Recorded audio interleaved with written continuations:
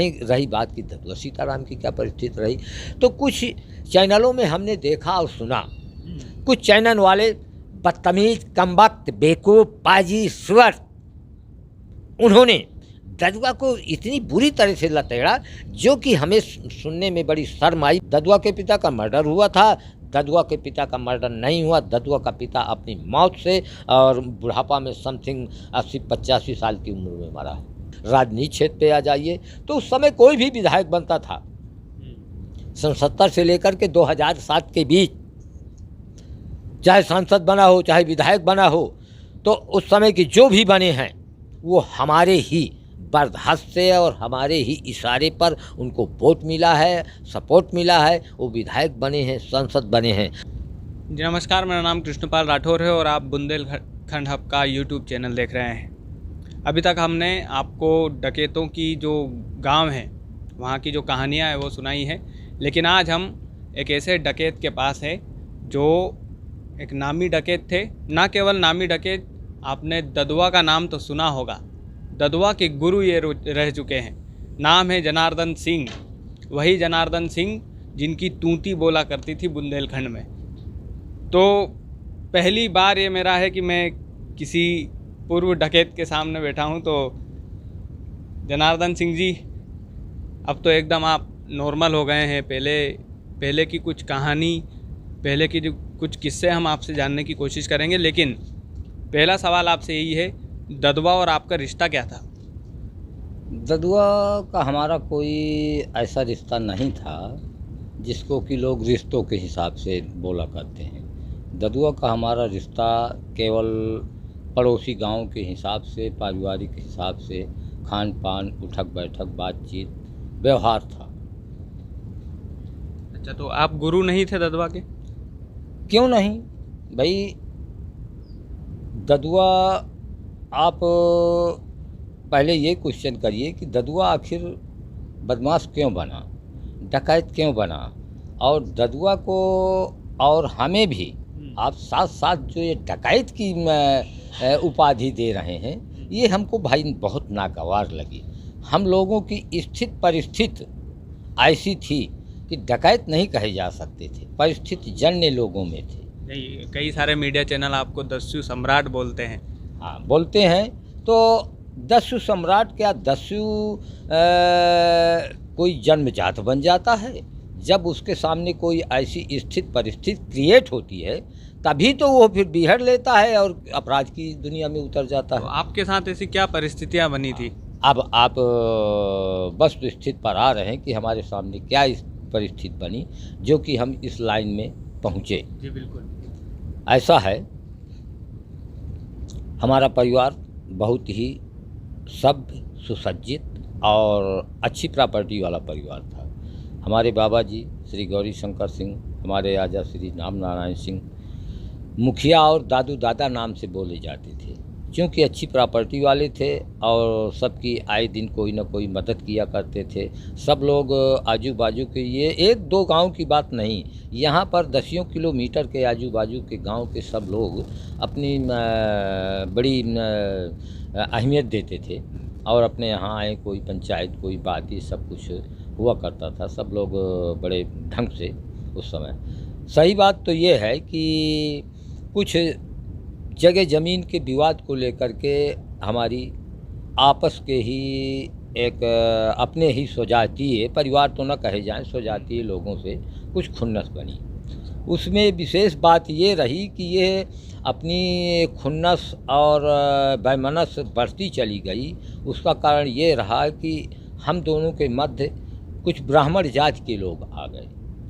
उन ब्राह्मणों की नीति ये रही कि अच्छा है इन पटेलों को लड़ा दिया जाए तो ये आपस में लड़ें और इनका जो वर्चस्व है वो ख़त्म हो।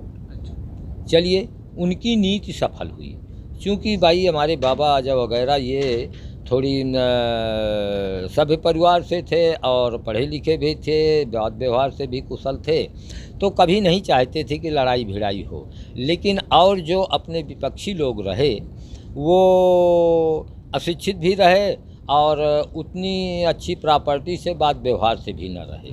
तो लोगों की कुछ धारणा हुआ करती है कि यार इनको बढ़ावा दे दिया जाए, इनको सामने ला दिया जाए, इनकी आपस में लड़ाई भिड़ाई शुरू हो जाए, बीच में हम मजा लें। तो हम लोगों के साथ ऐसा ही हुआ। कुछ ब्राह्मण लोग लग गए, उन्होंने हमारी दो पार्टियों की लड़ाई भिड़ाई शुरू करा दी। पहले उस पार्टी ने हमारे साथ, ये बहुत पुराना किस्सा है, सन 60-62 से लड़ाई शुरू हुई थी। 60-62 हाँ। और आपने बंदूक धारण कब की थी? ऐसा है, अब आप स्टेप बाय स्टेप चलिए तो बंदूक धारण करने की वो भी बात बताऊँ। बिल्कुल बिल्कुल। जहाँ पर आपने बंदूक धारण करने की बात कही, तो हम लोग के आराम से जन्मजात हमारे परिवार में लाइसेंस की बंदूकें थी। अच्छा। बंदूक चलाना और देखना, ये सब कुछ जब हम बहुत ही नॉर्मल स्टेज के थे, प्राइमरी विद्यालय में पढ़ा करते थे, कक्षा 4 या 5 में, तो हो सकता है तब से ही हमने बंदूक चलाना सीख लिया रहा हो। क्योंकि हमारे घर में इस बात का शौक़ था। हमारे चाचा श्री इंद्र नारायण सिंह, बांदा जिला उस समय बोला जाता था, इतना बड़ा जिला था, उनका नाम था, वो बहुत ही अपने ज़माने के नामों निशानचियों में थे। अच्छा। उन्होंने कभी भी अपनी बंदूक उठा करके आँख मूंद करके, एक आँख मूंद करके और यम लेने की कभी उन्होंने चेष्टा नहीं किया है। हाथ में बंदूक आई है, लोड बंदूक है, उठा करके भगता हुआ कोई जानवर है, शिकार है या उड़ती हुई चिड़िया है, तो उन्होंने शिकार कर दिया है उसका। उनकी गोली कभी खाली नहीं गई। बताया तो ये जाता है, और हम लोग तो प्रत्यक्षदर्शी हैं, उन्होंने रात की आवाज़ में भी अगर किसी ने अंधेरे में आवाज़ दे दी है, तो हमारे चाचा श्री इंद्र नारायण सिंह अंधेरे में यह दावा किया करते थे कि मैं उसके आवाज़ पे उसके मुंह में गोली मारूंगा। अच्छा। ऐसे निशानची थे। निशाना एकदम की बात बता दूं आपको कि ये ददुआ सीताराम वगैरह जब मुझसे जुड़े, मेरे पास आए दिन अक्सर, कभी दिन में आ जाएं, कभी रात में आ जाएं, और बगैर उस समय कोई फ़ोन संचार व्यवस्था थोड़ी थी, आते जाते ही थे लोग।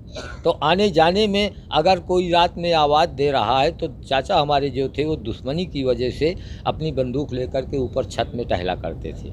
रात में भी वो ऊपर ही छत में सोया करते थे। उनको आहट मिले ज़रा भी तो वो तुरंत आवाज़ देते थे, कबे कौन है।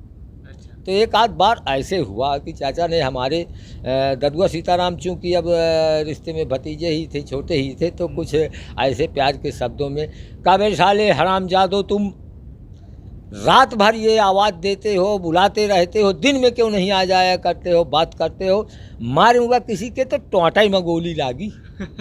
अच्छा जी। तो ये लोग बहुत भयभीत हुआ करते थे, ददुआ सीताराम वगैरह बहुत भयभीत कि चाचा को आवाज़ दे करके पहले बुलाया जाए, नहीं कहीं धोखाधड़ी ना हो जाए। तो ऐसे निशानचियों में थे। अच्छा, जो ये बंदूक की बात चल रही है, तो ये हथियारों का बंदोबस्त डाकू लोग कहाँ से करते थे? अब आप एकदम आगे बढ़े जा रहे हैं, शुरू की कहानी छोड़ करके एकदम आगे बढ़े जा रहे हैं। अब आपने जो कहा कि बंदूक कैसे धारण किया, तो अब उस बात को मैं स्टेप बाय स्टेप बताता हूँ। बिल्कुल। तो रही सही बात तो ये है कि जब ये लड़ाई भिड़ाई हम लोगों की शुरू हो गई सो जाती, तो विपक्षियों ने हमारे एक बार पहले आजा को और हमारे पिताजी को मारा पीटा। वो इत्तेफाक से वो लोग ईश्वर की कृपा रही कि बच गए। इसके बाद फिर उन्होंने हमारे चाचा श्री इंद्र नारायण सिंह, जिनकी गाथा में बता गया, उनको उन्होंने मारा पीटा बहुत बुरी तरह से। ये कहिए ईश्वर की कृपा थी, वो भी बच गए। हुआ क्या कि इस दौरान एक देहरुच गांव के रामकृपाल नाम का व्यक्ति था। वो अपने ज़माने का बहुत ही शातिर मर्डरर व्यक्तियों में था। उस समय सन 60-60 के पहले और 60-60 तक के दशक में, और हाँ, मेरे अंदाज में शायद 62-63 के आसपास रामकृपाल का मर्डर हुआ है। तो ये उस समय सुपारी लिया करता था। उस समय पैसे की बहुत बड़ी कीमत थी कि 5000 रुपये में ये सुपारी लेता था, मर्डर करता था रामकृपाल। रामकृपाल हमारे विपक्षियों का गुरु बना। आपके विपक्षी? हाँ, हमारे विपक्षी कौन? हमारे विपक्षी जैसे रामानुज, श्यामलाल, बच्चीलाल, रामहित और आदि आदि लोग रहे विपक्षी। तो हुआ क्या कि उनका गुरु बना। तो हमारे बाबा आजा वगैरह ने सोचा कि यार ये तो ठीक नहीं है, रामकृपाल तो ये जब अपने कुछ पावर में आए कि नहीं, अब तो सीमा क्रॉस हो चुकी। एक बार बक्सा गया, 2 बार बक्सा गया, अब तिवारी का मौका देना अच्छा नहीं है, ये लोग बहुत बढ़ चुके। तो फिर रामकृपाल का मर्डर करवा दिया। अच्छा। हमारे बाबा आजा वगैरह ने, पिताजी वगैरह ने रामकृपाल का मर्डर करवा दिया। रामकृपाल के मर्डर का किस्सा बहुत ही रहस्यपूर्ण है, आप लोगों को इतना समय नहीं है तो मैं शार्ट में नहीं बिल्कुल शार्ट में बताइए। रामकृपाल जैसे हमने चाचा की अपने तारीफ की निशानेबाजी में, तो रामकृपाल रात में आवाज़ पे ही गोली मार करके मारा गया था। अच्छा जी। रामकृपाल जा रहा था राजापुर, रात में बैलगाड़ियों में गल्ला लिए हुए लदवा करके, चूँकि वो गल्ले का व्यापार करता था, दुकान करता था, तो जा रहा था। तो इधर से हमारे चाचा वगैरह जब लगे तो रामकृपाल ने उनको देखा तो बैलगाड़ी से वो कूद करके भागा, आवाज़ दिया कि कभी भोसड़ी के मेरा बार उखाड़ ले हो। अच्छा। ऐसे आवाज़ देता है वो शब्दों में। तो चाचा ने हमारे आवाज़ में ही गोली मारी थी, उसके भगते हुए के पीछे उसका खोपड़ा उड़ा दिया था और उसका खात्मा हुआ था। खैर रामकृपाल का खात्मा हुआ। रामकृपाल के बाद फिर रामानुज नाम का एक व्यक्ति था, वो उस पार्टी का सरदार बना। जब उस पार्टी का सरदार बना तो वो भी उसका तो कहना ये था कि ये जमहली जो हमारी बस्ती है, जमहली को उजाड़ दूंगा, उजाड़ करके मैं यहाँ पर धान की खेती करवाऊँगा। खैर जब सीमा क्रॉस होने को रही तो हमारे बाबा वगैरह ने भी थोड़ा सा अब इस मामले में कि नहीं यार, हमारी तो एकदम अहमियत ही चली जा रही है, कुछ नहीं। तो फिर रामानुज का भी सफाया कर रहा हूँ। रामानुज भी संभवतः है 14-15 मार्च 78 में रामानुज मारा गया था। इसके बाद फिर वो पार्टी शांत हो गई। तो इधर हमारे बाबा आजा वगैरह बहुत ही क्या नाम से शांति के व्यक्ति रहे। तो इन्होंने सोचा कि यार चलो अब लड़ाई भिड़ाई करना ठीक नहीं है, वो लोग अब सरेंडर हैं, कहते हैं कि हम लड़ने लायक नहीं है, चलो। तो ये अपने नॉर्मल स्थिति में आ गए। इसी समय होता क्या है कि वो बच्ची लाल श्याम लाल वगैरह कुछ अपने रिश्तेदारों की और सबकी मदद से हमारे बाबा श्री गौरी शंकर सिंह, हमारे पिता श्री जगदीश सिंह, हमारे चाचा श्री राम बालक सिंह, 3 कमांडर एक साथ 5 दिसंबर 70 को करा दिया। अच्छा। करबी जाते थे, करबी में वही कालोपुर गांव के पास पिपरावल नाला में के पास इन्होंने मर्डर करा दिया। इत्तेफाक की बात कि हमारे चाचा श्री नारायण भी साथ में थे, लेकिन वो किसी तरह से बच कर के निकल गए। फिर हुआ क्या कि उस समय मैं ये सन 5 दिसंबर 70 की बात है। 5 दिसंबर 70 में उस समय इंटरमीडिएट में मैं पढ़ रहा था। अच्छा। कौशाम्बी इंटर कॉलेज मऊ में। जब ये हमारे ऊपर ये घटना हो गई इतनी लंबी, तो फिर हमने पढ़ाई वढ़ाई छोड़ दिया सब कुछ। हमारे अंदर जुनून ये हो गया कि नहीं अब बदला लेना है, बदला लेना है भाई। आज समाज में देखिए, अगर कोई किसी के साथ अत्याचार करता है तो हमारा तो ये वसूल है भाई कि अत्याचार को सह लेना भी बहुत बड़ा अत्याचार है। अच्छा। हाँ, तो प्रतिशोध में आपने बंदूक उठाई? प्रतिशोध में बंदूक उठाई हमने। तो हम तो आज से नहीं, हमारे पूर्वजों का भी ये सिद्धांत था कि किसी के साथ अनित मत करो, अत्याचार मत करो, कोई गलत कार्य मत करो। अगर कोई आपके साथ करता है तो 1 बार बर्दाश्त करो, 2 बार बर्दाश्त करो, और बार बार उसको अगर बर्दाश्त करते हो तो फिर ये अपनी बुद्धली कही जाएगी। तो हमारे परिवार में जो हमारे पूर्वज थे, शिक्षित थे, भले ही सर्विस न रही हो लेकिन अच्छी खेती बाड़ी रही, अपना बात व्यवहार सब कुशल रहा। तो उन्होंने प्रतिशोध किया और इस बात के प्रतिशोध में फिर ये सब तैयार हुआ षड्यंत्र। खैर उधर भी मर्डर हुए, इधर मर्डर हुए, सब कुछ। लेकिन हमारे अंदर जुनून ये पैदा हुआ कि भाई अब समाज में हमारी बहुत बुरी बिगड़ चुकी। हमारे बाबा का मर्डर, पिता का मर्डर, चाचा का मर्डर, हम समाज में जिएंगे कैसे? और रही सही बात तो ये है कि देखिए, आज शासन प्रशासन भी अगर कोई बदमाश के द्वारा एक पुलिसकर्मी मारा जाता है तो पुलिस वाले सोचते हैं कि ये साले 1 दर्जन डकैत है, 1 दर्जन बागी, इनको सबको सफाया करो। आज शासन प्रशासन की तो ये बात रही। देश स्तर की बात ले लीजिए, फौजी जवान अगर एक मारा जाता है, आतंकवादियों ने मार दिया या विदेशियों ने से वार हो रहा है मार दिया, तो हमेशा ये होता है कि नहीं अगर एक को मारा है इन्होंने तो हम 4 को आज मार करके आएंगे। बिल्कुल।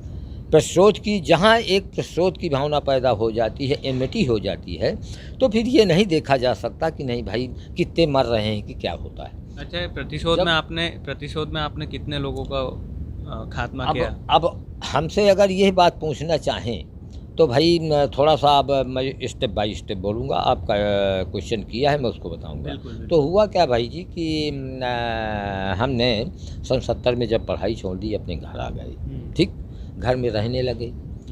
घर में अपनी सुरक्षा के लिए हम कुछ जायज़ असलहे भी अपने पास थे, लाइसेंस के 2-1 वो, और कुछ नाजायज़ भी हम अपना रखने लगे कि भाई जहाँ तक पुलिस प्रशासन की बात है, पुलिस प्रशासन भी हम लोगों का सहयोग करता रहा कि भाई कोई किसी प्रकार की ऐसी बात नहीं होना चाहिए। आप लोग अपनी सुरक्षा के लिए जायज़ नाजायज़ भी जो है किसी दूसरे के भी लाइसेंस लेकर के रख सकते हैं। अपने जो है 1-2 अपनी सुरक्षा करिए, हम लोग आपकी सुरक्षा कहाँ तक कर पाएंगे। उस समय थाने में भी इतनी व्यवस्था नहीं हुआ करती थी। थाने में ज़्यादा से ज़्यादा 5-7, 7-8 सिपाही एक थानेदार हुआ करता था। आज तो भाई हर थाने में पुलिस फोर्स की भरमार है। खैर, तो इस तरह से चलता रहा। इसी दौरान होता क्या है कि जब हमारे अंदर ये भावना पैदा हुई तो कि भाई अब हम अकेला तो कुछ कर नहीं पाएंगे। हालांकि हमारे चाचा श्री नारायण सिंह रहे, वो ख़त्म हो गए आज के 4 साल पहले। तो वो कहते रहे कि नहीं बेटा, घर गृहस्थी का अपना काम देखना है, बिगड़ जाएगा सब कुछ है। लेकिन हमने उस पर कभी कोई किसी प्रकार का ध्यान नहीं दिया। चूँकि ददुआ और सीताराम के हमारे खेत बाड़ी आपस में मिले हुए हैं।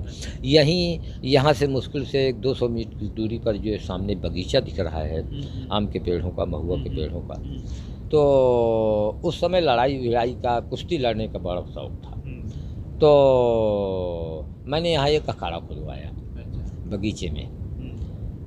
उस समय ददुआ और सीताराम हमसे उम्र में लगभग 2 साल छोटा रहा होगा, और सीताराम भी 2-2.5 साल छोटा रहा होगा। ये लोग क्या करते थे कि अपने गांव से घर से वहाँ से अपने जानवर लेकर के आया जाया करते। बड़ी मज़े की बात है कि आप लोग ये कहेंगे कि दादा कैसा क्या है। तो ददुआ उस समय भेड़ पाल रखता था। अच्छा। ददुआ के पास 1 दर्जन भेड़ रही होंगी उस समय, जिस समय की बात बताता हूँ मैं, 70-71 की। अच्छा, भेड़ रहती थी? भेड़ रखे था वो भेड़। वो बहुत ही अपने मिजाज का अकेला व्यक्ति था। और सीताराम के पास भी लगभग 20 मूड़ा 25 की संख्या में गाय भैंस रहा करती थी। तो ये दोनों अपने गांव से जानवर लेकर के हमारे ही बगल में वही अखाड़ा के पास, बगीचे के पास आ जाया करते थे। अच्छा, और ददुआ के क्या शौक थे? अभी बीच में रोक के पूछना चाहता हूँ। ददुआ का जहाँ आप लोग शौक पूछना चाहते हैं, तो ददुआ चूँकि अनपढ़ व्यक्ति था, पढ़ा लिखा नहीं था जरा भी। हमारे साथ स्कूल में भी गया है पढ़ने। स्कूल जब हम यहाँ 1 किलोमीटर चल करके देवकली प्राइमरी पाठशाला जाया करते थे पढ़ने, उस समय अध्यापक को मुंशी जी लोग बोला करते थे। अच्छा। उस समय देवकली गांव में कच्ची प्राइमरी थी, और कई गांव के बीच में 4-6-10 गांव के बीच में हो सकता है कि देवकली में ही प्राइमरी स्कूल रहा हो। अच्छा। तो हम पढ़ने जाया करते थे। तो हम हो सकता है कि कक्षा 3 या 4 में पढ़ते रहे हों। तो चूँकि हमें यहाँ से हम पैदल जाया करते थे 1 किलोमीटर, तो उस समय हम नई उम्र के उन लड़कों में थोड़ा सा हेस पुष्ट और ये भी था कि नहीं। तो ददुआ के माता पिता भी ददुआ को लेकर के स्कूल में छोड़ जाया करते थे कभी कभी। ये बहुत ही विचित्र किस्म का आदमी था लड़कपन से। कभी कभी तो ये क्या लाभ से नंगा ही इसको पकड़ करके स्कूल ले आए। अच्छा। कभी चड्ढी बनियाइन में है, कभी उसको भी फाड़ के फेंक दिया है कि मैं नहीं जाऊंगा पढ़ने, मैं नहीं जाऊंगा, लेकिन जबरन माता पिता उसके ले आया करते थे। खैर, तो ददुआ का जहाँ आप ये सोचते हैं, तो मेरा बचपन से ही चूँकि विद्यालय से भी जान पहचान हुई। और उस समय ददुआ अगर क्या नाम से पढ़ने का मन नहीं हो तो अपना उस समय पार्टी बोरका लेकर के बच्चे आया करते थे। खड़िया वो ये कुढ़वा जो होते हैं हर छठ में, तो कुढ़वा में एक में कोयला पोल रखा जाता पीस के, एक में खड़िया रखी जाती थी, और सरकिंडा की कलम बनाया करती थी, और लकड़ी की पट्टी हुआ करती थी, उसको लेकर के पढ़ने जाया करते। तो ये फेंकता था और भग जाता था। तो भगने में उस समय मुंशी जी जो थे वो हमको ही फलाने देखो ये ददुआ को पकड़ करके लाओ। तो मैं दौड़ करके ददुआ को पकड़ लाता था कि अपने घर भी पहुँचे जाइए, मान लीजिए भगते भगते, तो मैं इसको फिर घसीट के ले आता था। और 2-1 लड़के साथ में लगे थे, टांग के ले आते थे, तो हमको खूब गाली दिया करता था। हमको अच्छा, खूब डाकू हाँ। डाकू बनने के बाद कुछ ऐसे शौक, नशे के हमको शौक? खूब गाली दिया करता था, हमको हाँ। खूब गाली दिया करता था। हम किसी तरह उसको पकड़, कभी हमको दांत काट ले, कभी गाली दे, कभी कुछ हो, तो मुंशी जी ये पकड़ लाए, तो मुंशी कहा ठीक बैठ। तो मुंशी जी भी एक आध दिन, बड़ी मज़े की बात बताता हूँ कि मुंशी जी ने भी ददुआ को एक दिन एक चूतड़ में एक छड़ी जमा दिया। तो ददुआ ने मुंशी जी को भी बहुत गाली दिया।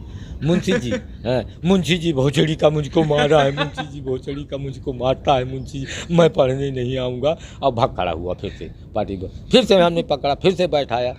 तो ये हुआ कि अब ये भागता ही है, तो इसको कहाँ तक पकड़ा जाएगा। फिर वो अपना स्कूल आने बंद कर दिया। अच्छा। माता पिता भी थक गए। स्कूल कभी नंगा आ गया, तो कहीं कपड़े पहन के आ गया, तो कहीं नाक बहाए, तो कहीं कुछ, यानी विचित्र किस्म का आदि था। अच्छा, सीताराम भी पढ़ने वढ़ने जाया करता। सीताराम क्या बचपन असल में सीताराम का ननिहाल पहाड़पुर हुआ है, वहाँ एक प्रॉपर्टी पा गए थे, तो पहाड़पुर हुआ मऊ के पास है, वहाँ रहा करता था, वहाँ पढ़ता था। खैर, तो ये जानवर वानवर चराने जब ये देवकली रहने लगा, तो ये दोनों साथ आ जाया करते थे। दोनों साथ आने में तो मैंने इनको अपने ढंग से टेक अप किया। मैंने कहा क्यों जी, ये तमाम मैं यहाँ पर नए लड़कों को कुश्ती लड़वाता हूँ, देवकली से आते हैं, पेकौरा से आते हैं, बघवारा देहूत से आते हैं और लड़वाते हैं, तो तुम लोग भी आया करो। तो इन्होंने कहा ठीक है भैया, आया करेंगे। चलो, ये भी आने लगे। तो सीताराम तो बहुत ही निपुण था कुश्ती लड़ने में, अच्छा बना। लेकिन ददुआ कुश्ती उश्ती लड़ना इसने नहीं लाइक किया।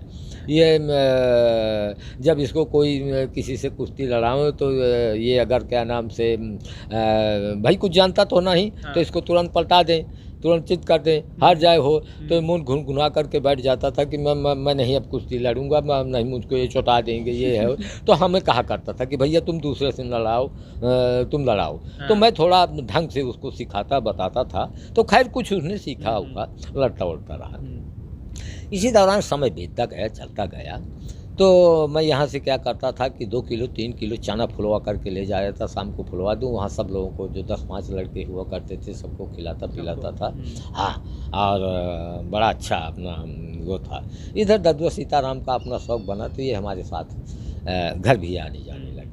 घर आते जाते रहे, तो कभी कभी यहीं खाना पीना हो। अभी जानवर वहाँ बंधे हुए हैं, फिर तो ये हो जाए तो कहीं कोई लेके आ जाए, उसका भाई आ जाए सीताराम का, तो इसके भी माता पिता कोई लेके आ जाए हो, तो हमसे कहते रहे दादू इनको भेज दिया करो। ये तो हम कहा क्या मैं इनको पकड़ बांधे रहता हूँ का, ये आ जाते हैं, अपना यहीं खाते पीते हैं, इनका मन है भाई। तो चलो ठीक है। तो खैर, तो अक्सर इस तरह से धीरे धीरे तारतम्य बढ़ा कि ये मुझसे बहुत ही जुड़ गए। इनको शौक़ चला बना बंदूक चलाने का, और क्या नाम से बंदूक टांग करके चलने का, तो चलो वो भी हम पूरा करने लगे। ये सभी आप ही ने सिखाया उनको? सब कुछ। इसीलिए तो आप गुरु माने जाते हैं ददुआ? सब कुछ मैंने सिखाया। तो हुआ क्या कि जब धीरे धीरे बात ये बढ़ती गई, तो अब ये 2 आदमियों को शौक़ लगा कि बंदूक टांग के चलने का, शिकार करने का, चलाने का, तो ये सब कुछ मैंने सिखाया। हुआ क्या कि जब इनके अंदर कुछ जुनून बनने लगा, तो इन्होंने क्या किया कि हमसे कि बड़े भैया, हमको बड़कौना कहा करता था ददुआ ना सीताराम, हमको बड़कौना नाम से संबोधित किया करते थे। और करीब क्षेत्र में आसपास सभी लोग बड़कौना ही शुरू से बोलते हैं, कोई बड़े भैया, कोई बड़कौना। तो अब आज तो लोग बड़कौन दादा बोलते हैं, कोई जनार्दन दादा बोलता है। तो चलिए सबसे।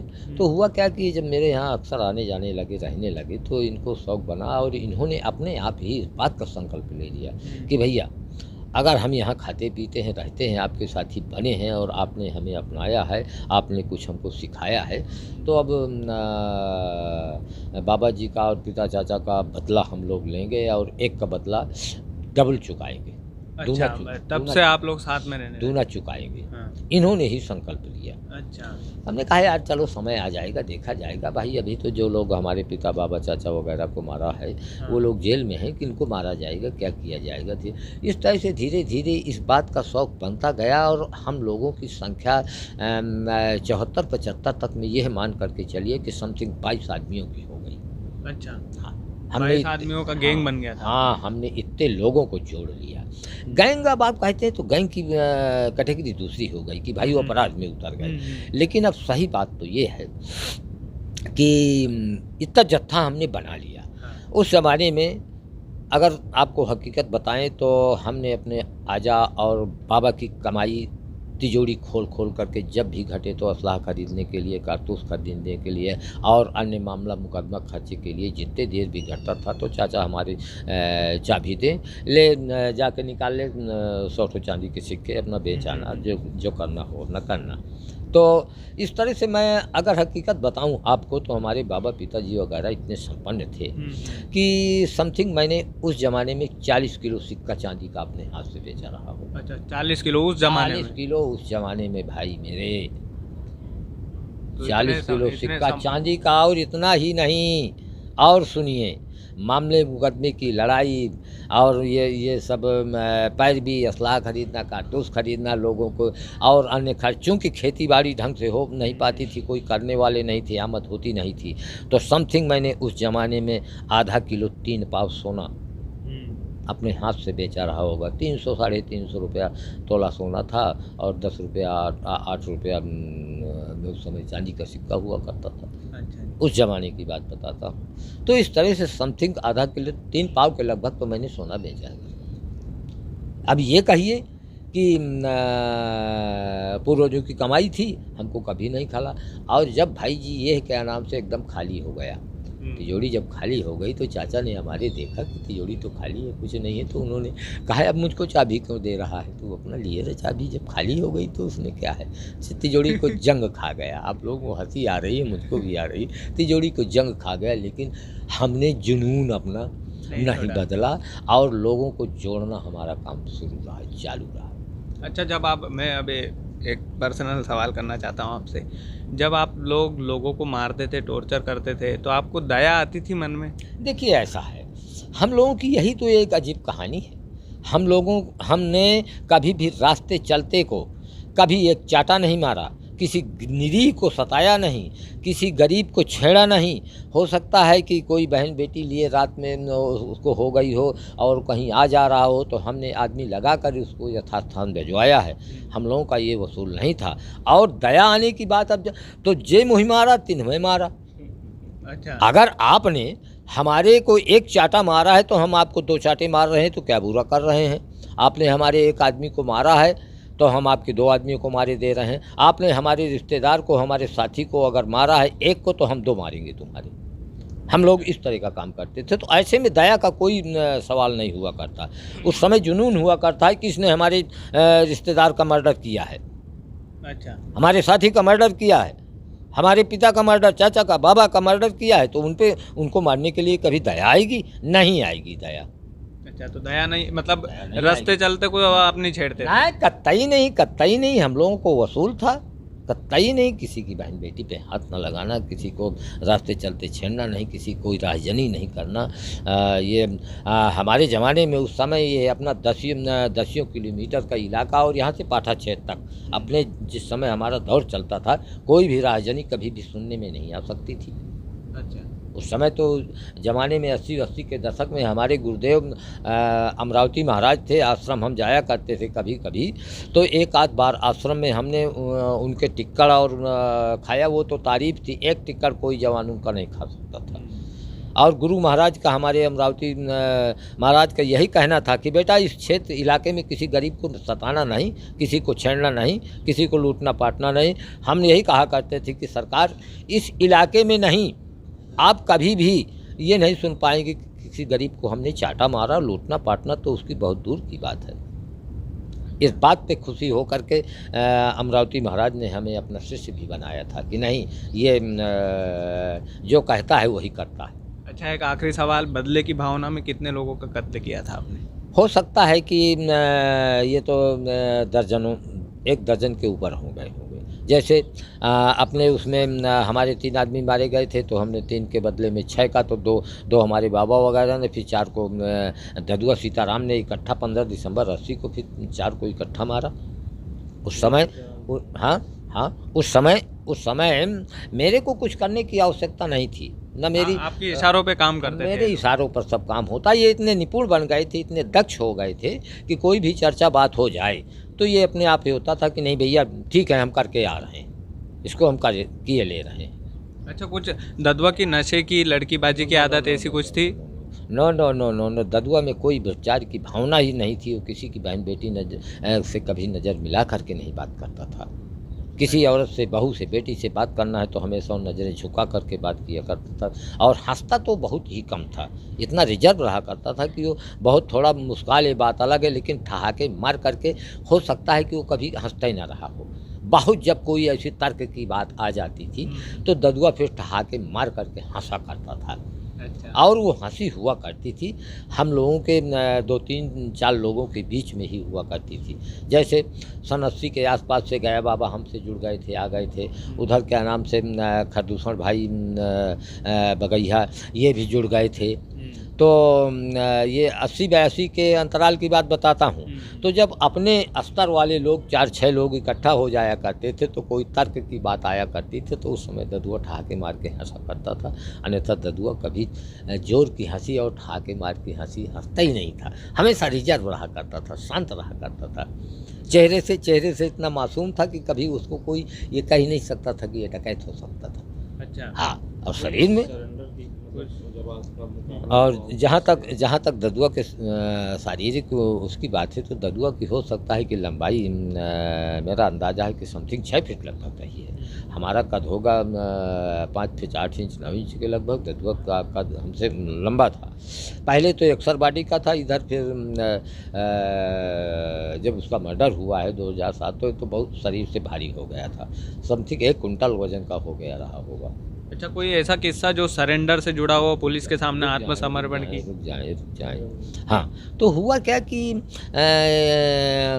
जब हमने पूरी कंपनी ये 20-22 आदमियों की सब जोड़ ली थी, इधर 80 में के लगभग गया बाबा भी आ गया था, खरदूषण भाई भी जुड़ गए थे।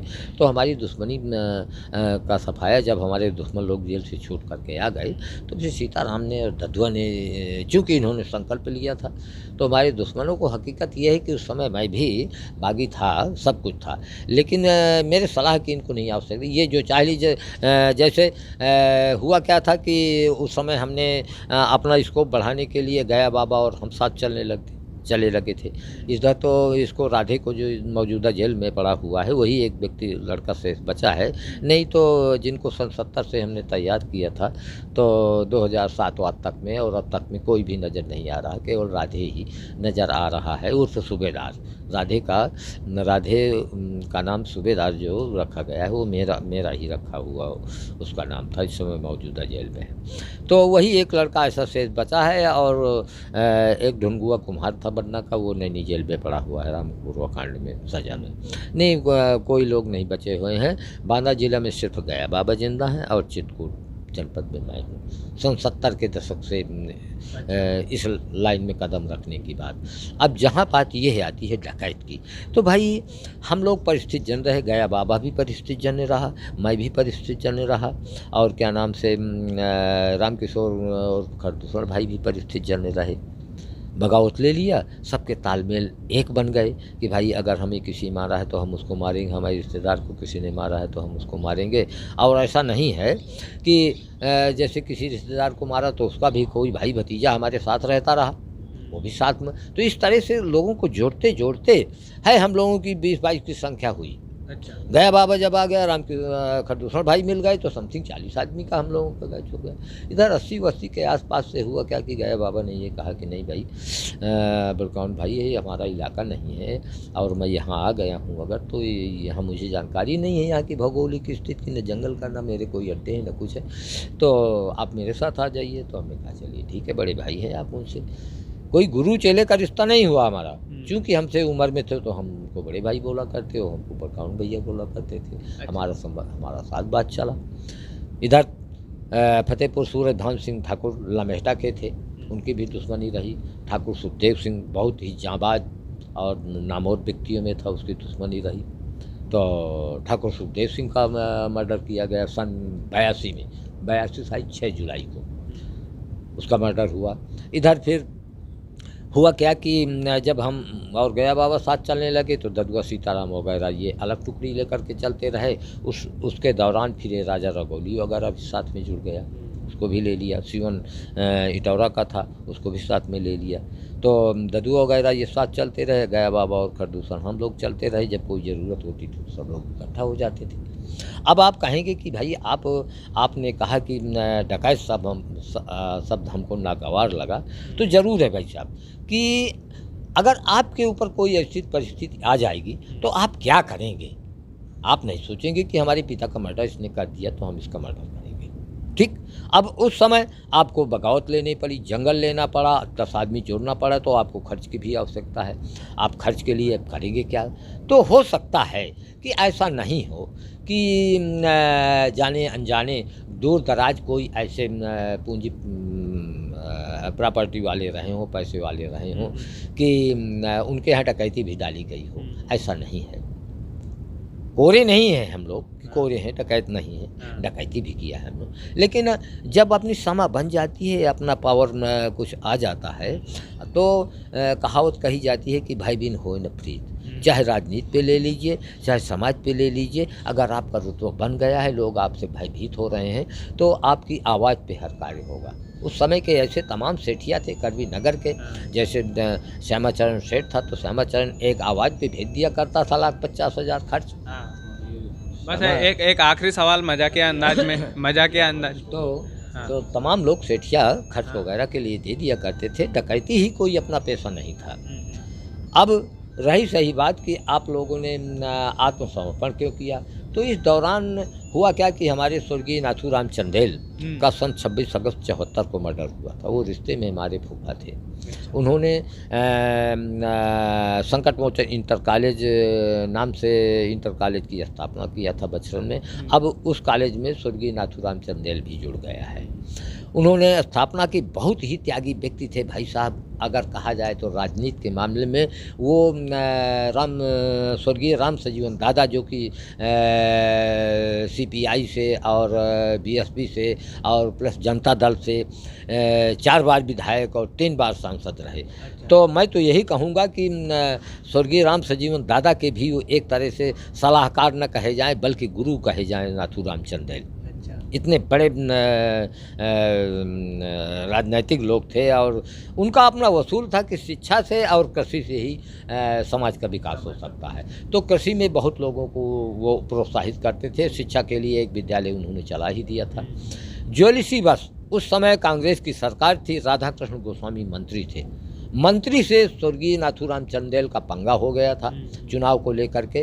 तो हकीकत यह है कि उस समय तत्कालीन मंत्री राधा कृष्ण गोस्वामी ने चंदेल जी को अपने इशारे से और अपने वर्चस्व से, संबल से गोसाईपुर के एक राजेंद्र गोसाई नाम का उस समय का बागी बदमाश था, उसको लगा करके और कुछ लोगों को अपना बर्खास्त प्राप्त करा करके स्वर्गीय नाथूराम चंदेल का 26 अगस्त 74 को मर्डर करवा दिया था।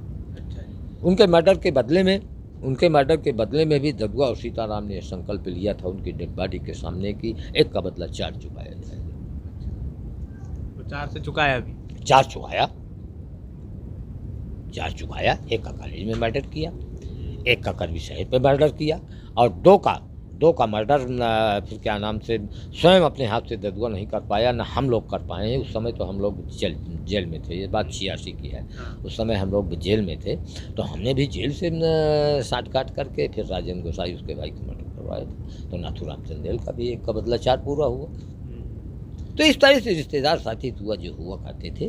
तो ज़्यादातर यही होता था कि भाई बदले की भावना लेकर के गए बाप के दुश्मन रह गए, बाप के दुश्मन मारे गए। सूरज मोहन भाई लमेटा के रहे, उनका दुश्मन मारा गया। इधर होता क्या है कि जब हम लोग हर तरह से नीट एंड क्लीन हो गए, दुश्मनी से वो हो गया, तो हम लोगों में आपस में एक सलाह हुई कि भाई अब कब तक घूमते रहेंगे, किसी न किसी दिन आए दिन पुलिस मुठभेड़ होती है, किसी दिन मारे जाएंगे। तो ये ज़िंदगी बार बार नहीं मिलती है। अब पैसे के लिए उसके लिए बागी रहना अच्छी बात नहीं है। अचानक हमारा मूड बदला। उस समय ठाकुर प्रेम सिंह कोलौहा विधायक भी नहीं थे वो। उनके मध्य प्रदेश तत्कालीन सीएम श्री अर्जुन सिंह दद्दा जी, उनके अच्छे ताल्लुकात थे। ठाकुर प्रेम सिंह के चूँकि हमारी वो हमसे पहले बागी रहे हैं, सरेंडर होकर के वो अपना छूट छाट करके कोलंगुहा गांव रहते रहे। कभी उन्होंने बरौंदा में अड्डा बना लिया था, बरौंदा रहते रहे वो। उन्होंने अपना मैसेज भेजा हमारे पास, आदमी भेजा, हमने उनकी बात को स्वीकारा और उनका बर्खास्त रहा, जो कि अर्जुन सिंह की मिनिस्ट्री में हम लोगों को आत्मसमर्पण करा दिया।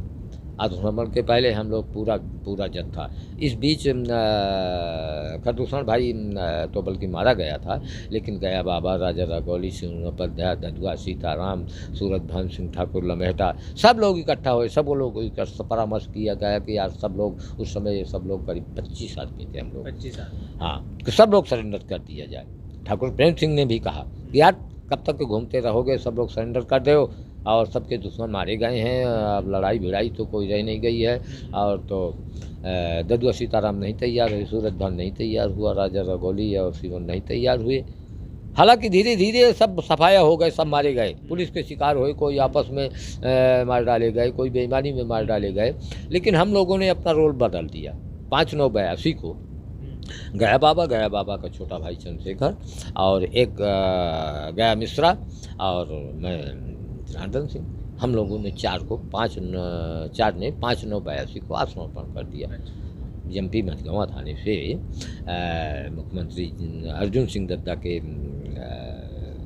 इशारे पे उस समय कमिश्नर संभाग रीवा, नाम दिमाग में नहीं आ रहा है क्या नाम है, तो सभी बड़ा उस समय बड़े रुतबे के साथ जो जैसा आत्मसमर्पण सन 72 में पूजा बब्बा, माधव सिंह, मोहर सिंह आदि का हुआ था, उसी कैटेगरी से हम लोगों का विधस रहे और विद्वर्दी में हम लोग गए। हमारा आत्मसमर्पण हुआ और हमको विश्वास दिलाया गया उस समय कि नहीं भाई, आप लोगों के साथ कोई अनर्गल केस नहीं लगेंगे, ना कोई आपने जो आपकी जो FIR होंगी उन पर क्वेरी करके छानबीन करके। हालांकि हम 2 साल लगभग एमपी में रहे। एमपी में उस समय एक सर्कुलर बन गया था खाने पीने रहने बसने का जेल में, तो हमको जेल में भी कोई दिक्कत नहीं रही। जेल में हमारी अब क्लासिफिकेशन तो ना कहा जाए, लेकिन जो आज A क्लास के लोगों को सुविधा मिलती है, हो सकता है उन्हीं सुविधाओं के अंतर्गत हमको रखा गया था, हम रहते रहे। एक आखिरी सवाल करते हैं आपसे और इंटरव्यू को वाइंड अप करते हैं। डकैतों की पार्टी कैसे होती थी रात को? असलहे के साथ कैसे, क्या पूरा ऐसा मामला है, मतलब ऐसा है। enjoy कैसे करते थे आप लोग? हमारी सुनिए। हाँ जी। असलहे कारतूस वगैरह की जहाँ आप बात करते हैं, तो ये आवश्यकता आविष्कार की जननी होती है। आवश्यकता आविष्कार की जननी होती है। आप हंस डाले भाई जी, मैं सन 70 का इंटरमीडिएट पढ़ा हुआ हूँ। मैंने प्राइमरी की अध्यापकी छोड़ी, फौज की सर्विस छोड़ी, पुलिस की सर्विस छोड़ी, बच्चा इंटर कॉलेज में बाबूगिरी छोड़ी। लास्ट में सन 78 और 78 के आसपास मुझे हमारे फूफा श्री वीरेंद्र सिंह जी खुनहर इंटर कॉलेज में प्रिंसिपल थे, उन्होंने हमें लाइब्रेरियन पद पर नियुक्त भी कर दिया। लेकिन मैंने एक दिन का भी वेतन नहीं उठाया। 2-3 महीने मेरा नाम चला। मैं अक्सर चूँकि वहाँ बना रहता था, आता जाता था, छोड़ छाड़ करके मैं चला आया। मैंने कहा मुझे जो करना है मैं करूँगा, मुझे नौकरी चाकरी थोड़ी करना। हाँ, तो ऐसा नहीं है। शिक्षित हूँ भाई साहब, अरे पढ़ा लिखा रहा। आपकी बातों से, आपकी भाषा शैली से हमें लग रहा है कि आप बहुत शिक्षित हैं। दुर्भाग्य की बात रही कि भाई हमारे साथ ऐसी घटना हुई, तब समाज में जीना था तो जीने के लिए कुछ न कुछ करना पड़ा। नहीं हमारा परिवार, ना हमारे पिता पूर्वज लोग कोई अपराधी थे, ना हम थे, लेकिन अब परिस्थिति जन्य रहे। परिस्थिति के आधार पर गया बाबा परिस्थिति वाला रहा, खरदूषण भाई रहा। अब रही बात की ददुआ सीताराम की क्या परिस्थिति रही, तो कुछ चैनलों में हमने देखा और सुना, कुछ चैनल वाले बदतमीज, कमबख्त, बेवकूफ़, पाजी, सुअर, उन्होंने ददुआ को इतनी बुरी तरह से लतेड़ा जो कि हमें सुनने में बड़ी शर्म आई। मैं तो उनके भाई और बेटे को बहुत ही बुरे शब्दों से संबोधित किया कि काबे तुमने इनका विरोध क्यों नहीं किया, तो हंस करके टाल दिया। लेकिन मैं कि उन तक आवाज़ पहुंचेगी मेरी इन शब्दों की, तो मैं हो सकता है कि अब इससे भी बुरे शब्द बोल जाऊं उनके लिए। जैसे उन्होंने कहा कि ददुआ की बहन का रेप हुआ है। कबे कम वक्त तो तुम जानते हो कि ददुआ के कोई बहन थी? ददुआ के कोई बहन नहीं थी। अच्छा, ददुआ की बहन? हाँ, ददुआ के पिता का मर्डर हुआ था। ददुआ के पिता का मर्डर नहीं हुआ। ददुआ का पिता अपनी मौत से और बुढ़ापा में समथिंग 80-85 साल की उम्र में मरा है। तो ये लोग जो इस तरह के गलत फाल्स स्टेटमेंट दे करके, गलत स्टेटमेंट दे करके लोगों को गुमराह किया, इससे मैं बहुत ही मेरी आत्मा खिन्न हो जाती है। अगर ददुआ के बारे में कोई ने बुराई की बात कही, ददुआ बना है, सीताराम बना है डकैत, बदमाश, बागी। चूँकि मैं भी डकैत कह गया, तो अब चूँकि भाई कहे तू ना बता, तेरा रिकॉर्ड बताता है, तो रिकॉर्ड के हिसाब से हमारे 10 डकैती अन्य लोग भी करते रहे तो हमारी लग जाती रही, तो हमारी उपाधि डकैतों की तो दी ही जाएगी। लेकिन हम अपनी आत्मा से और अपने कर्तव्यों से, अपने उससे हम अपने आप को डकैत कहलाना नागवार हमको आता है। अब जहाँ बात आई कि समाज की, तो हो सकता है कि समाज में हमारा कभी कोई गलत ऐसा बर्ताव नहीं रहा, समाज हित में ही हर कार्य होता रहा। उसी ज़माने की बात है जब बीएसपी सरकार में ये बोला जाता था कि वोट पड़ेगा हाथी में, नहीं गोली लगेगी छाती में और प्लास मिलेगी घाटी में। तो ऐसा नहीं है। उस समय मायावती मुख्यमंत्री हुआ करती थी, तो बीएसपी का दामन थामा गया। इसके बाद फिर बीएसपी ददुआ न छोड़ता, लेकिन ददुआ बाल कुमार के मोह में उसने बीएसपी का सपोर्ट छोड़ दिया और उसी का खामियाजा ददुआ को भोगना पड़ा। रही सही बात तो ये है कि उस जमाने में एक ऐसा विधायक ददुआ ने बना रखा था और बनवाता था दद्दू प्रसाद को। दद्दू प्रसाद तो वास्तव में जात से चमार है ही, लेकिन वो अपने कर्म से भी चमार निकल गया। कहा जाता है कि जिस पत्तल में खाओ उस पे छेद नहीं करना चाहिए, लेकिन दद्दू ने जिस पत्तल में खाया उसी पे छेद किया। ददुआ के बर्दाश्त, ददुआ के सेवा से, यहाँ तक कि ददुआ की ये सेवा किया करता था, जाता था, नींदता था तो ददुआ को नींद आ जाती थी। जब नींद खुलती थी तो दद्दू को कहा करता था कि कबे दद्दू सोने दे यार, चल चल भाई तू भी सो ले। तो दद्दू कहा करता था कि नहीं भैया मैं नहीं सोऊंगा, मेरे सर में हाथ रख करके जब आप कहेंगे कि दद्दू जा सो, तुझे विधायक बना दिया, तब मैं सोऊंगा। तो वही दद्दू माइक पकड़ करके ददुआ के मारे जाने के बाद बोला करता था कि ददुआ का सफाया मैंने कराया, चूँकि बीएसपी गवर्नमेंट में ददुआ का सफाया हुआ था। तो दद्दू ने चाहे एक बाल न टेढ़ा किया हो, लेकिन अपना वर्चस्व बनाने के लिए कि ब्राह्मणों में और अन्य लोगों में कि भाई कभी कभी जैसे कोई बुराई करता था, तो ददुआ ने कभी नहीं देखा कि ये पंडित है, कि ये ठाकुर है, कि ये चमार है, कि ये कोल है, कि पासी है। अगर उसने ददुआ की बुराई किया है, और कौन ददुआ, हम ही थे, बुराई किया है, उसने पुलिस को सुराग रसी दिया, हमको पता लग गया है, तो भाई हम लोग तो सीधे उस समय गोली से शूट कर दिया करते थे।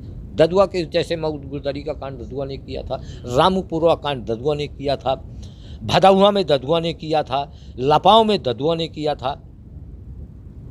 तमाम जो कांड जैसे चंदन यादव लवघटा का मर्डर ददुआ ने किया था, सिमोहन नयापुरवा में घर जलाया था, उसका पिता जल गया था, वो किया था। तो ये क्यों आखिर ददुआ ने किया? भाई हम अपने रास्ते जा रहे हैं, आप हमको क्यों छेड़ रहे हैं? हम आपकी बहन बेटी छेड़ें, आपकी लूटपाट करें, आपको सताएं, तो आप हमारे पीछे लगिए, पुलिस को आप सुराग रसी दीजिए, हमारे इनकाउंटर करा देने की, मरवा देने की आप साजिश रचिए, अन्यथा पुलिस क्या जाने कि भाई कहाँ कौन है। तो जब कोई तैयार हो जाता था पुलिस का सुराग रसी देने के लिए, पुलिस का मुखबिर बन जाता था, हमको सटीक जानकारी होती, तो भाई हमने नहीं उसको बख्शा। चलिए बहुत बहुत धन्यवाद जनार्दन सिंह जी। मैं उसको नहीं बख्शा। हाँ। इस तरह से तमाम मर्डरों की संख्या हो गई। अच्छा। अब रही ददुआ कि ददुआ तो आपने जो ददुआ को तो इस तरह हम लोग तो सन 82 में 4 आदमी में सब, अब ददुआ बचा। तो ददुआ के लिए चूंकि क्या नाम से हम लोगों ने रेल की पटरी बिछा रखी थी। रेल की पटरी हमने बिछा दी, रोड तैयार कर दिया, अब ददुआ के लिए रास्ता साफ मिला।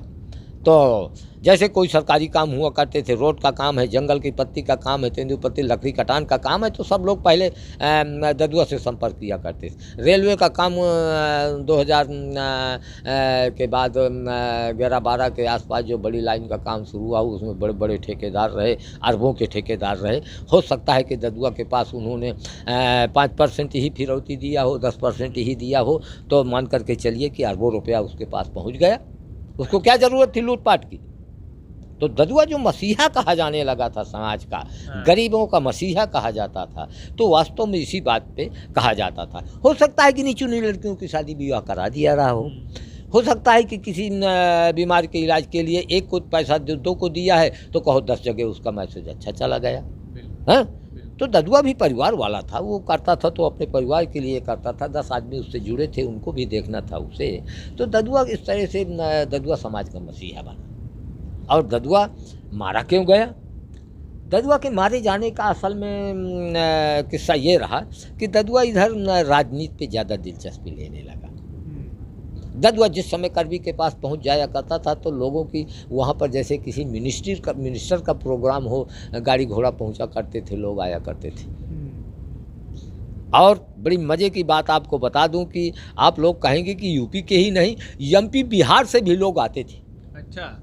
हाँ, एमपी बिहार से भी लोग आया करते थे कि भैया हमको टिकट दिलवा दीजिए, भैया चुनाव में आप अपना मैसेज वहाँ भिजवाइए, तो आया करते थे यहाँ। तमाम सारे किस्से आपने। तो ददुआ जो क्या नाम से पुत्र मोह में, भाई के मोह में और पद के मोह में, पैसे की लोलुपता में इधर पीछे दफे आ गया। तो वो अपनी सुरक्षा की केयर कम करने लगा, सब लोगों को विश्वास करने लगा। अन्यथा ये जो अरविंद मौर्य था, ये क्या बम लेकर के जाता और पुलिस क्या उसको मार पाती? साधारण बात नहीं थी। पुलिस कभी भी ददुआ से मुठभेड़ करने में कतराती थी। ददुआ मुठभेड़ में कभी पुलिस से चाहता तो नहीं था कि मुठभेड़ हो, लेकिन अगर मुठभेड़ हो गई है तो पुलिस को ही मात खानी पड़ती थी। पुलिस ने कभी सर नहीं उठाया ददुआ के मुठभेड़ पे। और ददुआ गाली इतनी बुरी दिया करता था पुलिस को कि पुलिस वाले यही कहा करते थे कि अरे ददुआ भैया गाली न दे, चाहे गोली मार दे। लेकिन वो यही कहता था कि एक तो बच्चे पालो, मुझसे मुठभेड़ करने में मौत पाओगे और तुम्हारा प्रमोशन नहीं हो जाएगा। अगर मुझसे मुठभेड़ करते हो, मारे जाओगे तो मौत ही होगी तुम्हारी, प्रमोशन नहीं हो जाएगा तुम्हारा। भाग जाओ कुत्तो, इस तरह के शब्द और कुछ ऐसे भाषा वो बोला करता था कि पुलिस वाले यही कहा करते थे कि अरे ददुआ भैया गाली न दो, चाहे गोली मार दो। क्या बात। लेकिन लेकिन कभी उसने ददुआ की तारीफ तो यही रही कि एक नहीं, ददुआ के आप मान करके चलिए कि सन 1970 से 2007 तक में 37 साल के अंतराल में समथिंग सैकड़ों मुठभेड़ हुई होंगी, सैकड़ों, एक दो नहीं। लेकिन हकीकत यह है कि वास्तविक की मुठभेड़ में न ददुआ का कोई आदमी गैंग में मारा गया पुलिस द्वारा, और न ददुआ के द्वारा पुलिस का भी कोई आदमी मारा गया। इसीलिए पुलिस ने हमेशा ददुआ की तारीफ की है वास्तव में कि बदमाश है तो ददुआ है। आज तक पुलिस को कभी उसने नहीं चाटा मारा, न गोली मारी है। हमेशा देख लिया है कि एक भी पुलिस वाला, दो भी पुलिस वाले जा रहे हैं तो रास्ता उसने छोड़ दिया है। पुलिस भी तारीफ करती थी उस समय। साधारण किसी थानों का फोर्स और ददुआ के पीछे नहीं लगता था। जब ऊपर से अधिकारियों का दबाव पड़ता था, बाहरी फोर्स आ जाता था, तभी वो ददुआ के पीछे लगता था। अन्यथा लोकल का कोई ददुआ के पीछे भाई, क्योंकि क्राइम वो करता नहीं था। और रही बात कि अब आपका चेला था, तो हकीकत बात यह है भाई साहब, लोग कहा करते हैं कि रईस की रईसी 3 पीढ़ी नहीं जाती और गरीब की गरीबी 3 पीढ़ी नहीं जाती है, चाहे वो तब बड़ा रईस हो जाए। तो हम लोगों ने देखा है, जैसे आपने बताया कि हमने पूर्वजों की अपनी कमाई तिजोरी में रखा हुआ इतना फूंक डाला है, तो हमको कभी रुपया पैसा धन से मुँह नहीं था। हमने क्यों सरेंडर कर दिया भाई? हमारे सब काम पूरे हो गए, हमने सरेंडर कर दिया। ददुआ को कहा कि कभी तुम भी लोग सब सरेंडर करो, तैयार करो, नहीं तैयार हुए भाई। अब छोटे बच्चे तो नहीं थे कि उनको चाटा मार करके नहीं चलना है, नहीं हुए। अंतोगत्ता ये हुआ कि दद्दू ने खिताब लूटा कि ददुआ का सफाया मैंने करा दिया, जबकि दद्दू इतना कमबख्त आदमी है, उसको ये शब्द नहीं बोलना चाहिए। हम इससे बहुत दद्दू से नाखुश हैं। दद्दू हमसे भी मिला करता था तो मेरा अपना शौक़ था भरुआ सुमेरपुर की जूती पहनने का। दद्दू एक बार नहीं अनेक बार चाचू शब्द संबोधित करके हमको पैर छुआ करता था, हमारी जूतियों की धूल अपने माथे पे लगाता था पहुँच करके। वही दद्दू कहने लगा कि दद्दू का सफाया मैंने करा। तो ये राजनीति पे कोई किसी का नहीं है। ये आपके अनुभव से हमने काफ़ी कुछ सीखा है। अब इंटरव्यू को हम क्लोज करते हैं और बाकी जी बिल्कुल बहुत कुछ सीखने को मिला है वाकई में आपसे। और शुरुआत में जब हम आए थे तो थोड़ा डर भी गए थे कि हम जो डकैत रह चुके हैं उनका इंटरव्यू करेंगे, तो मैं तो पहली बार एमपी से आया हूँ मैं, तो बहुत सारी चीज़ें रही हैं। हमेशा बाकी डे एंड नाइट आइए, कभी भी आइए, जी बिल्कुल बिल्कुल, ले जाइए। प्यार मोहब्बत भी बहुत है इनका और काफ़ी सारी चीज़ें हैं। बाकी आपने हमारे चैनल को अगर सब्सक्राइब नहीं किया है तो प्लीज़ कर लीजिएगा। इसी तरह के इंटरेस्टिंग खबर, इसी तरह के जो डाकुओं की जो खबर है हम आप तक लगातार पहुंचाते रहेंगे। बहुत बहुत धन्यवाद।